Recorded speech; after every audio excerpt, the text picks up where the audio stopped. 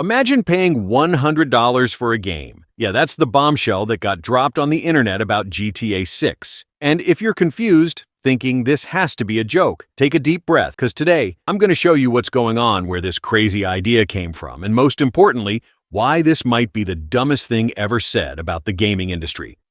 Welcome to Games Insights. I'm Arthur. Today's talk is serious, but we're keeping it light. I don't know if you've seen it, but the internet's been blowing up with this story that GTA 6 could cost $100 at launch. This all started with a market analyst. And man, it seems like this guy doesn't know a thing about games. But the problem isn't just him talking nonsense. It's the number of sites that picked this up and spread it like it's the gospel truth. So I decided to give my take on this whole controversy, because besides following the gaming industry for years, I've seen crazy rumors like this before, but honestly, this one tops them all.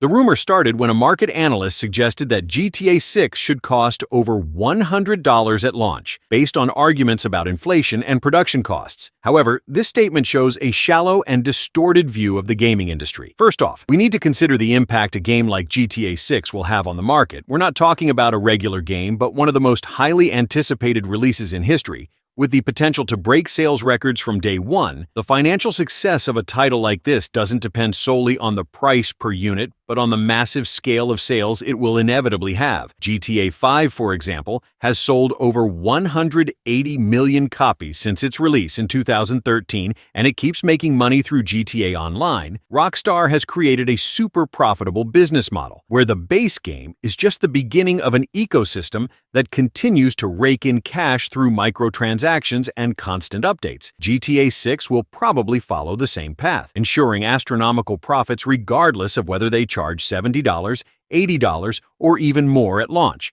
Plus, the analyst's argument about adjusting prices for inflation ignores the growth in sales scale within the industry. 15 years ago, selling 1 million copies was already a milestone. Today, big titles often surpass 10 or 20 million sales within a few months. The market has grown exponentially, and profits have gone up along with it, even with relatively stable prices. Rockstar itself, with GTA 5, has already shown that the current model is more than enough to guarantee massive returns. Another important point is the cost of game development. While creating a high-level AAA game is still expensive, the tools available today make the process much easier. Technologies like Unreal Engine, along with ready-made libraries and artificial intelligence, significantly reduce the time and effort needed to develop certain aspects of games. This doesn't mean that making a game like GTA 6 is cheap.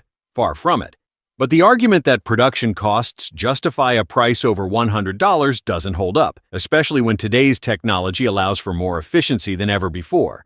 Now, when we talk about the impact of a price hike on the market, things get even more complicated. A lot of players have already abandoned recent releases and moved to older or indie games that offer amazing experiences at way more affordable prices. I was just playing Sky the other day, and man, what a good game. The AAA industry, which should be the gold standard for quality, is losing the trust of the public because of rushed releases, full of bugs and lack of content. Charging even more for products that often don't deliver what they promise would be shooting itself in the foot, pushing consumers further away. And we can't ignore that raising the price of GTA 6 wouldn't be an isolated decision. Such a move would set a precedent for other companies to also raise the prices of their games, using GTA 6 as justification. This could create a dangerous snowball effect, leading the industry to a breaking point. AAA games are already struggling to convince players of their value, and such a drastic price change could alienate even more consumers.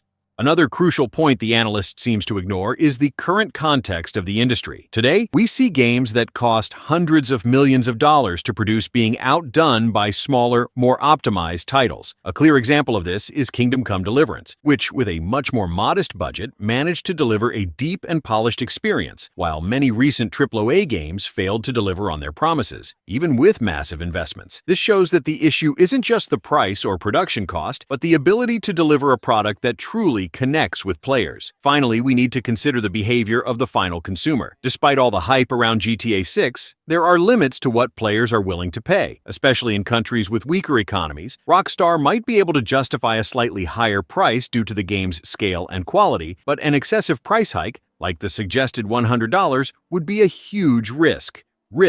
Even with the power of the GTA brand, the possibility of a boycott can't be ruled out, especially at a time when many players are already frustrated with the direction of the AAA industry. This speculation about pricing seems more like an attempt to test the public's acceptance of future changes. Rockstar is probably keeping an eye on this reaction, and they'll likely think twice before risking alienating their fanbase. GTA 6 will sell, of course, but how it's priced could determine not just the success of the game, but also the future of the industry as a whole. It's hard to imagine the community accepting such a ridiculous price hike without some kind of boycott. GTA 6 will sell no matter what, but pushing the price up not only alienates players, but it could also jeopardize the future of the entire industry. Rockstar is probably keeping an eye on this, and as ambitious as the project is, it's unlikely they'll want to take that kind of risk. After all, the success of GTA 6 depends, first and foremost, on the players, and charging $100 for a game is a move that could totally backfire.